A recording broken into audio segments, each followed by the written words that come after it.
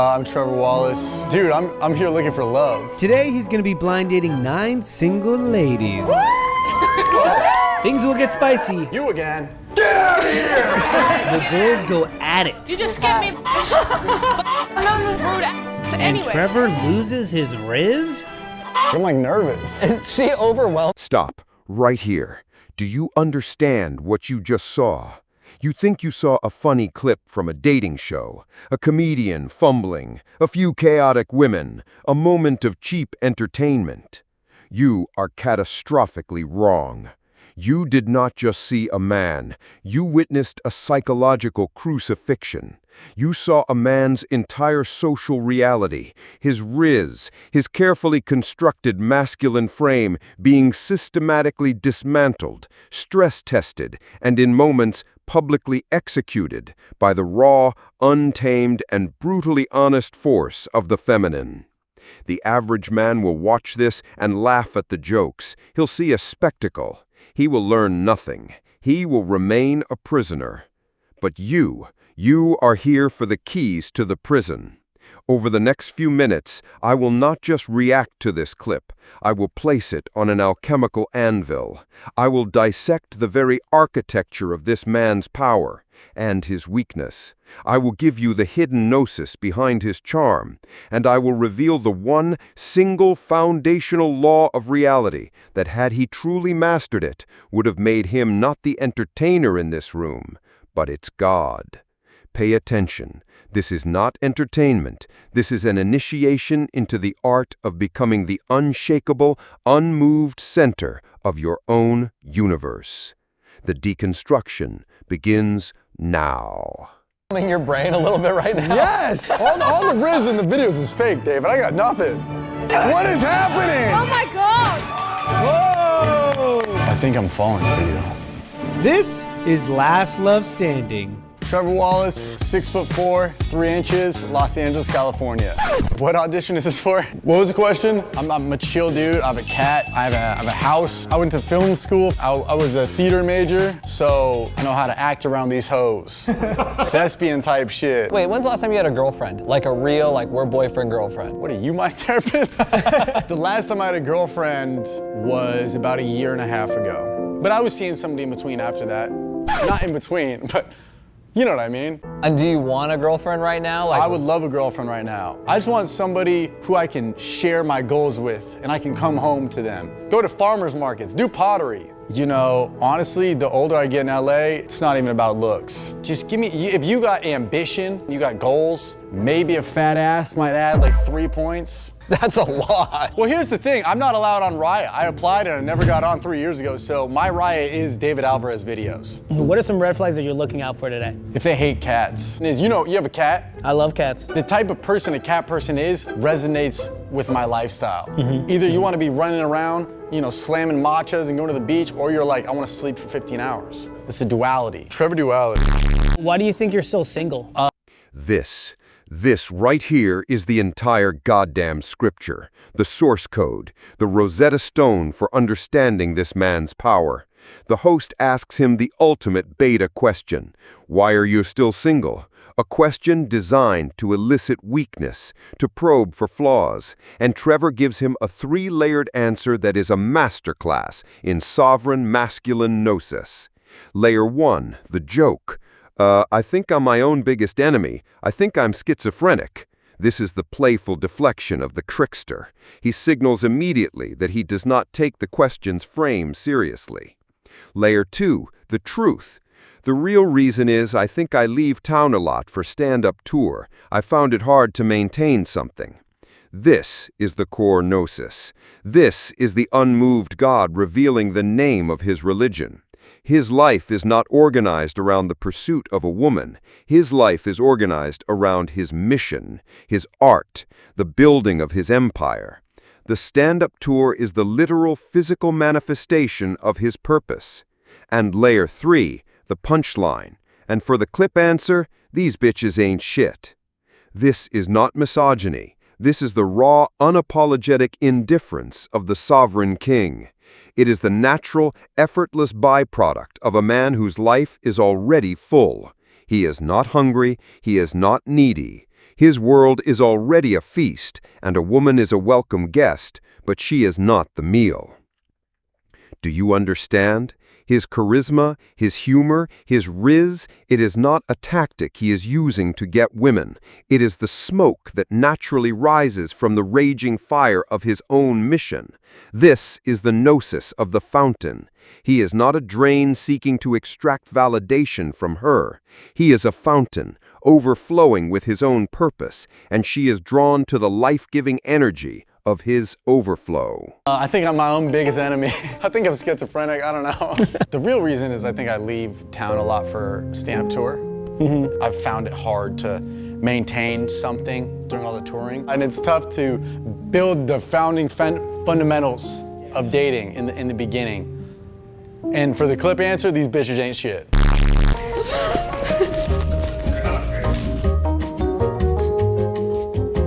So what kind of guy are you guys looking for today? Compassionate. No tattoos. Secure. Not a narcissist. Nathan Fielder? I don't really care if you're a boy or a girl. If you can make me laugh, my panties are coming off. Two thumbs up, two thumbs up. As long as you're taller than me and you don't have tattoos and you're funny. Really? Okay. Yes. No tattoos? I do not like tattoos on men. It's gay. It's for girls only. It is trashy. You like them naked? It's giving double standard. I want a clean-cut man. Oh. So you can only be the only Yes, tatted up I'm the one. star. Ron Swanson. I like a Latino man who is chalant, and I don't care about looks. I don't think I've ever cared about looks, so What's chalan? the opposite of nonchalant. Is that like salon? Listen to that. That beautiful, chaotic, and utterly irrelevant chorus of preferences. Compassionate, kind, secure, no tattoos, from a woman covered in ink.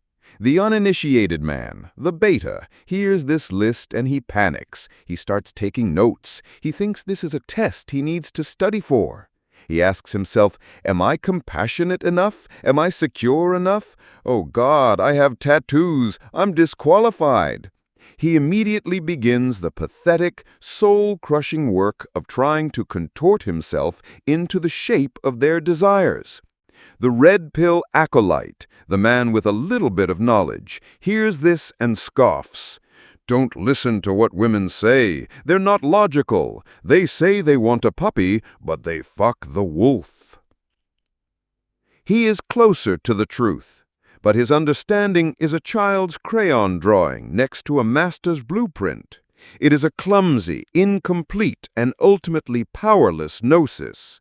Now, let me give you the gnosis of the cathedral. Let me give you the key that unlocks this entire dynamic and liberates you from the prison of her preferences forever. You should not care what a woman says she wants in a man for one simple, brutal, and beautiful reason. She doesn't know. She is not lying. She is simply reporting from a library of past experiences. When a woman tells you her type, she is not giving you a blueprint for her desire. She is giving you a list of the characters from the vibrant stories she has already lived. She is telling you what has felt safe, what has felt exciting, or what her social circle has told her she should want. She is a vessel of these stories, but you, the sovereign, are not a character in her old books. You are the author of a new one.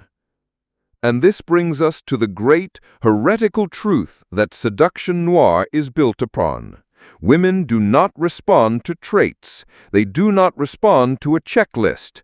They respond to the quality and intensity of the resonant emotional state that you can create within them. Let me unveil that for you.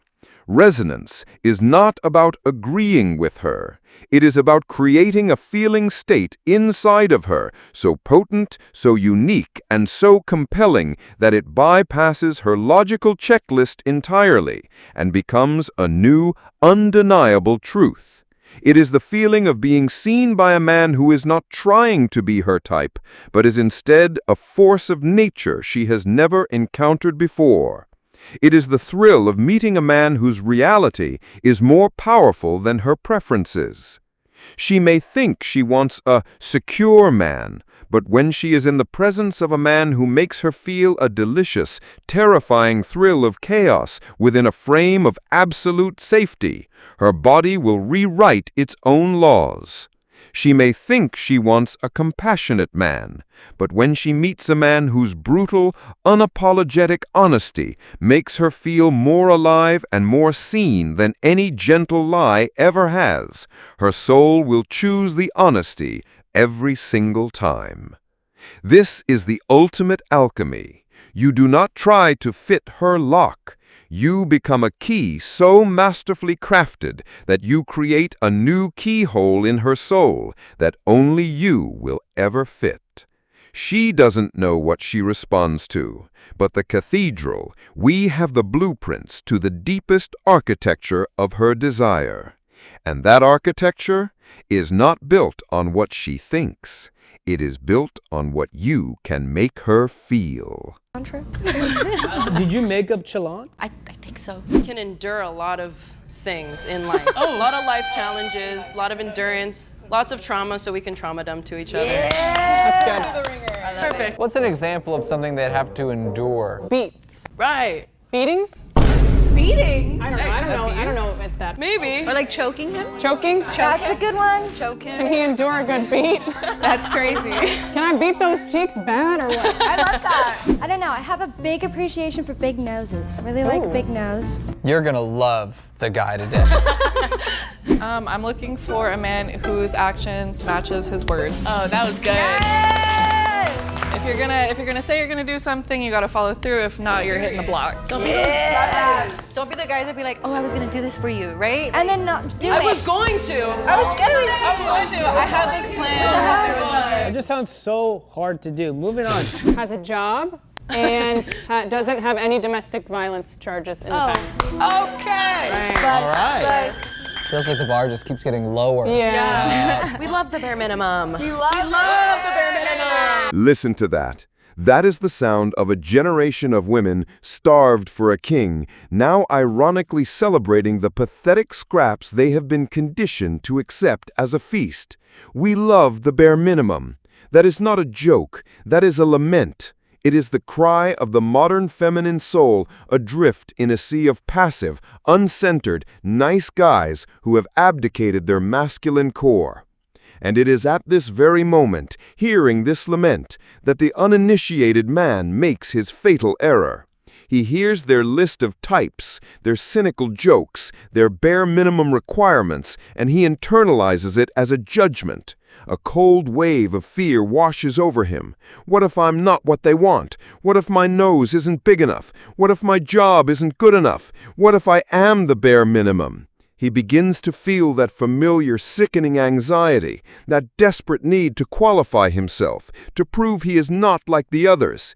He is, in that moment, already a slave to her frame. Now listen to me, initiate, and listen well. This is a piece of Gnosis that will either liberate you or it will haunt you for the rest of your days. You must never, under any circumstances, allow a woman's type or her surface-level opinion of you to make you feel any type of way inside. You must become a fortress of absolute, unshakable indifference to her initial assessment. Why? Because you are operating from a different universe. The sovereign man, the man on the path of the cathedral, is not a contestant in her dating show. He is the architect of his own reality. He is a man who is already utterly, completely, and ferociously consumed by the only thing that truly matters, the building of his empire. His mind is not occupied with, does she like me? His mind is occupied with, did I conquer my demons today? Did I push my business forward? Did I forge my body and mind into a more lethal weapon? Did I protect and provide for the loved ones already within the walls of my kingdom? This is the Gnostic secret. Your authentic, non-negotiable indifference to her opinion is the most powerful aphrodisiac on the planet. She can say she wants a man who is 6'4". She can say she wants a man who is a doctor.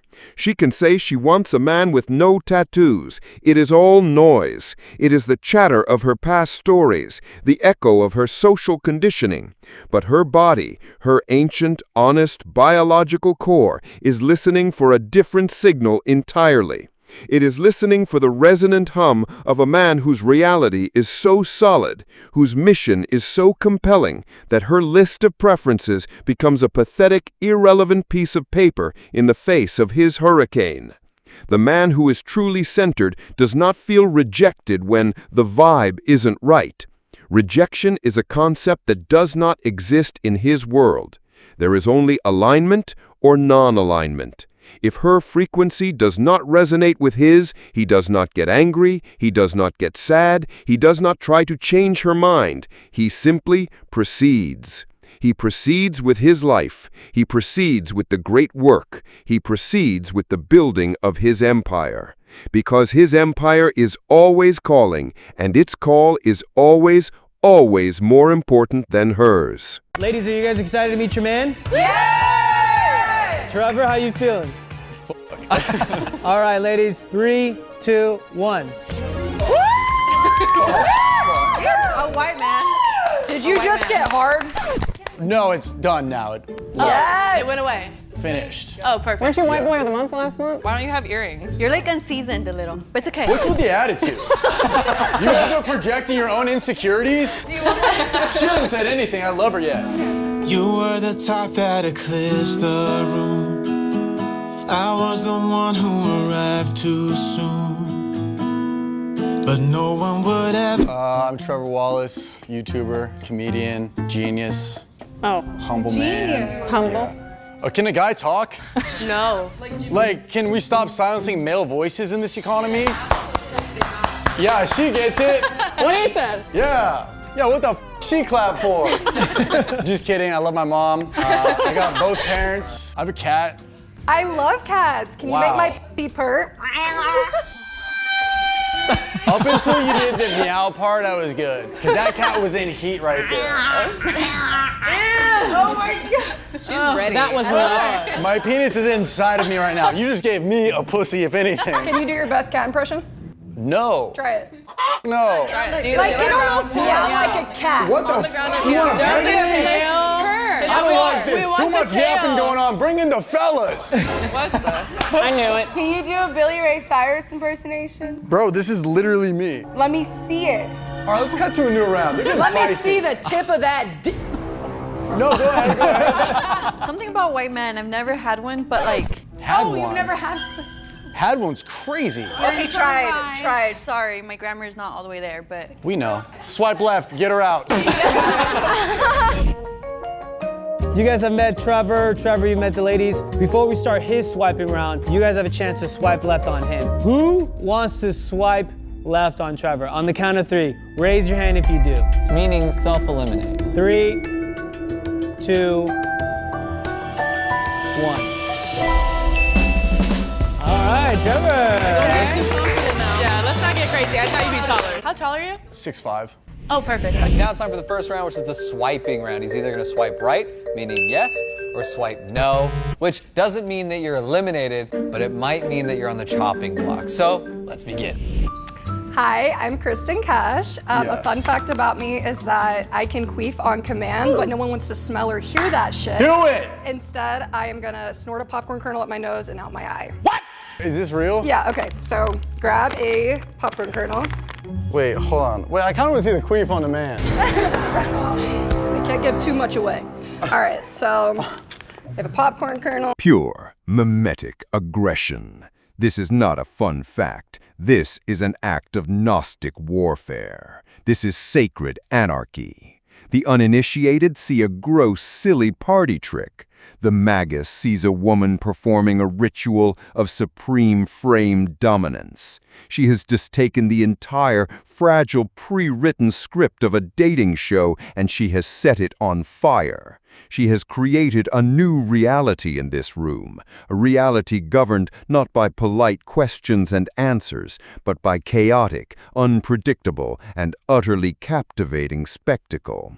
And what does Trevor do? The beta male would be disgusted. The nice guy would be confused. The sovereign laughs. He shouts, "Do it!" He does not just tolerate her chaos, he invites it. He validates it. He proves in that moment that his frame is so robust, so playful, that it can absorb even the most bizarre and anarchic energy and find it amusing. He did not pass her test. He proved he is the one man in the room worthy of giving her one. This is not a man being entertained by a woman. This is a king enjoying the finest, most bizarre court jester in his entire kingdom. Masterful. And I'm gonna... Okay, welcome to LA, baby. All the talent's up the nose. Oh my god. What the Somehow that's grosser than the queef. I don't know. A lot of questions. I used to do magic. So, you used to do magic? yeah, I think you used to do meth. Yeah. How did you know you were good at that? I used to do magic, so I was taught that. You were they taught taught me that. how to just snort popcorn kernels. That would and terrify I used a to. I child. can swallow razor blades and pull them out of my mouth too. So you're good with sharp objects Yeah. down there? You know, you terrify me. Yeah. And right. You terrify me. Here, take right. your high point. Kristen. What can you snort? Oh shit! Be careful. No, be careful. All right, never mind. Left. Get her out. Snort your way home, bitch. Hi, I'm Rosetta Jewel. Rosetta Stone. A fun fact about me is I did martial arts for 6 years. So you could beat my ass. Maybe, yeah. Could you eat it too? If you let me. What? What'd you say? I didn't stutter. You did martial arts for 6 years? Could you give me one move? No. I don't listen to men that tell me to do things in front of them. Well, you're about to listen to this left. Left, get out! I'm kidding. I'm not actually eliminating anyone, am I? No, you're not eliminating. Oh, hell yeah, I ain't sending girls home. Rosetta, did you want to show him the kick, though? Yeah, I can show. She's gonna kick my hand. Higher. If you kick my hand, you're immediately going home. Just do it. And so am I. I need an ice pack. Don't be a bitch. She got this. I'm in. Yeah, you got it. Are you You ready? got it, baby. Are you ready? Go.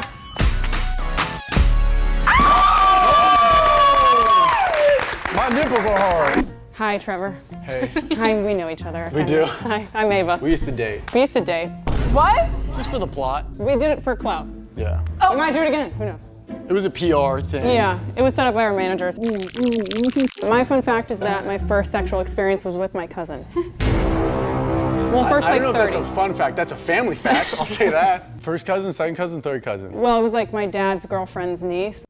This is nor precision. This is the art of the alchemist.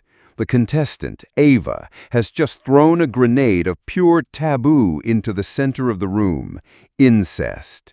Her goal is simple, to test the frame of every single person present, to see who will flinch, who will judge, who will squirm. Watch the betas in the room. They don't know what to do. They laugh nervously. They look away. They are prisoners of their social conditioning. Now watch Trevor.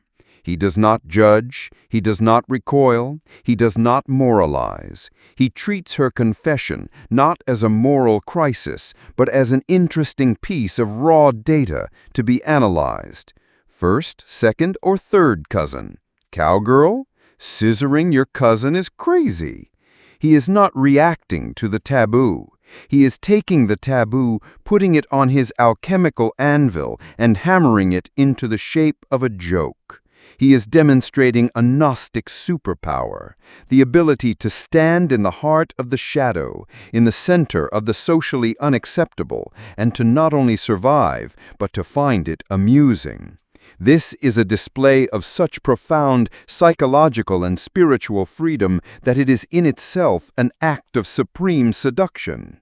He is showing every woman in that room that he is a man with no fear, a man who cannot be shamed, a man who can walk through any fire and come out laughing. But we were in the same family. Type shit? Yeah, type shit. Where was this? What state? Hey, should I say that? She's gonna know. Well, she probably already knows it. She knows. She saw you. What the fuck, Ava? No, it was reversed. It was more like I was. Cowgirl? Yeah, sure. We were both girls, so it was. Scissoring your cousin is crazy. Well, I'm from Missouri, so I feel like that's another guess. You put your cousin in misery. Girl, yeah. You scissored your cousin? How old were you? Well, it wasn't like we were scissoring. I don't know. What the f were y'all doing? Rock, paper? Rock, paper! Yeah, no, we would do a little playing house, you know, it's something, it's normal. That's the normal. worst game of house ever. That's hey, normal. step cousin, I'm home. Anyway, you want me or not? Yeah, I'm down. Okay, cool. Yeah. I want somebody who you have good ties with your family. You're close to the family. I'm kink friendly. Unlike her, how's the family in your life? I have no dad. Not You have no dad? Hi, I'm Coco. Right. Oh, perfect. I race motorcycles. Streets, left. Just say lime scooters and I'm backhand. I'm also a Girl Scout, like camp counselor. Does that make me sweeter and softer now? People trust you around their kids? Yeah. I would trust you with mine. Yeah, perfect. I could have them too. Holy shit. Not on birth control? Not today. Yeah. Yeah, right. Yeah, we got right, it. Right, Perfect. Right. U-turn, right. Right. Hi. Right. I'm Miranda. I'm Colombian. I have 6 brothers. One of them is in and out of prison. How many have you kissed? So you have 6 brothers? I do. Can they fight? One of them's in and out of prison, yeah. In and out of prison? In and out of They've prison. been in and out in prison? Yeah. I do love birds. You love birds? I do. Well, I look like the Seahawks logo, so there you go. Could take me on a ride. You trying to ride the beak. Oh my God. You trying to fly. Trying to land a plane on that thing. Right. All right. His name's Georgia. Hey. Well, first off, I have a tattoo of Heisenberg on my arm. Okay, Breaking Bad's a like fellow white? What is yeah. that? Breaking Bad's my favorite show. I will fit in a reference any chance I get. I'm Asian, I have 2 cats, and I'm born and raised in LA. Okay, hold on. Let's backtrack. Right. What the f did he have to do with me? Nothing, but you ever seen Breaking He cooks Bad? white and I am white? Yeah. I haven't seen it. If we do end up dating, I'm probably gonna make you watch the whole show with me, and then El Camino, and then Better Call Saul, and then that's it. It sounds like a pretty boring relationship if you ask me. What the? Okay. The boring apocalypse. This is a critical lesson. This woman, Georgia, is not unattractive. She is not unintelligent. But she has just committed the one unforgivable sin in the sovereign's kingdom. She is a boring. Let's be precise. Her boringness is not a personality flaw. It is a conversational crime. She is a monologist. Her entire interaction is a broadcast of her own interests, her own world, Breaking Bad, with zero attunement to the vibe of the man in front of her. She is not building a connection. She is delivering a presentation. Trevor's response sounds like a pretty boring relationship, if you ask me, is not an insult. It is a necessary act of energetic hygiene. It is the king ruthlessly and without apology expelling a dissonant low-energy frequency from his court. The sovereign's time is his most precious resource, and he will not allow it to be consumed by the energetically bankrupt. The lesson is brutal and it is pure. It is better to be a chaotic anarchist like Kristen than it is to be a predictable bore like Georgia. God.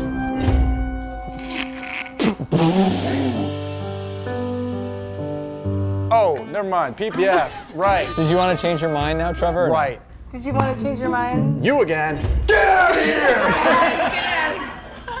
I'm Jordan. I'm a Cartoon Network girl over Nickelodeon. Interesting. Okay. Does that correlate to you? You have Adult Swim energy. I do have Adult Swim Because adults energy. would swim away from you. Honestly, that's the best compliment I've ever heard in my fucking life. I'm from LA, born and raised. I'm funny as fuck. Yeah. Well, funny people don't say they're funny. I'm funny as fuck. We'll make it work. Also, Billy Ray Cyrus on your shirt. Can we talk about that? Are we gonna do something with that? Are you gonna give me some fun facts? You're gonna be a Billy Ray Bro's Cyrus? bombing over here. What? You know what? You fucking And here, the synthesis, the final Gnosis. Why does Jordan succeed where Georgia failed? Why does Trevor light up with her? Because she is the only woman in the room who understands the sacred Gnosis of agonistic rapport. She does not try to impress him. She does not deliver a monologue. She spars with him. He gives her a playful neg, like adults would swim away from you, and she doesn't get defensive. She laughs and calls him a fucking bitch. She is not his audience. She is his sparring partner. This is what the truly sovereign, high-level masculine craves. Not a supplicant, not a worshipper, but a woman who can dance with his fire. A woman whose frame is strong enough to play with his without breaking. He is not looking for a subject. He is looking for a queen. And a queen must be able to stand in the king's court and with a playful smile tell him he is full of shit. This entire spectacle has not been a search for the prettiest woman. It has been a search for the best dance partner. And he has just found her. So, the game is over. The chaos has subsided. And what is the final, brutal, liberating gnosis that has been unveiled? It is this. The world does not respond to what you want. It responds to who you are. Trevor Wallace did not walk into that room with a list of tactics. He walked in as the living, breathing embodiment of a man who is utterly, unapologetically consumed by his own mission. His humor, his playfulness, his Rizz, these were not tools he used to get the girl. They were the sparks that naturally flew from the raging forge of his own purpose-driven life. He was not there to win a woman. He was there to have a good time. And that, initiate, is the ultimate paradoxical secret. The man who is most attractive to women is the man who needs them the least. You have witnessed the power of the playful frame. You have seen how a man who can dance with chaos, who can alchemize taboo into humor, and who can meet a woman's tests not with fear, but with amusement, becomes an irresistible gravitational force. This is the path. This is the gnosis of the unmoved God, not a God of thunder and lightning, but a God of unshakable, sovereign, and joyful presence. You have now seen the blueprint. The chasm between the supplicating beta and the sovereign king has been laid bare. To continue to operate from a place of neediness, of fear, of a life devoid of a central driving mission is no longer an act of ignorance. It is a conscious choice to remain a prisoner. If you are ready to reject that prison, to begin the great work of forging your own kingdom, command the like button now. It is not a gesture, it is a vow. Now, a moment of brutal honesty. This is the confessional of the cathedral. What is the single greatest obstacle to you embodying this unmoved God mindset? Is it the fear of rejection? Is it the lack of a clear mission? Is it the addiction to a woman's validation? Drag your demon from the shadows into the light. Name it in the comments below. To confess the nature of your cage is the first step in unlocking its door. This single transmission is a key. But a key is useless without the courage to walk through the door and the discipline to master the chambers within. The Seduction Noir Cathedral is not a library of secrets. It is a forge, a place where the weak, supplicating self is burned away and the sovereign is forged in its place. If you are ready to stop being a spectator of power and begin the arduous, glorious work of embodying it, subscribe. Strike the obsidian bell of unveiling and prepare yourself for an initiation into a world you did not know existed. Stop asking what women want. Become the man whose world they want to be a part of.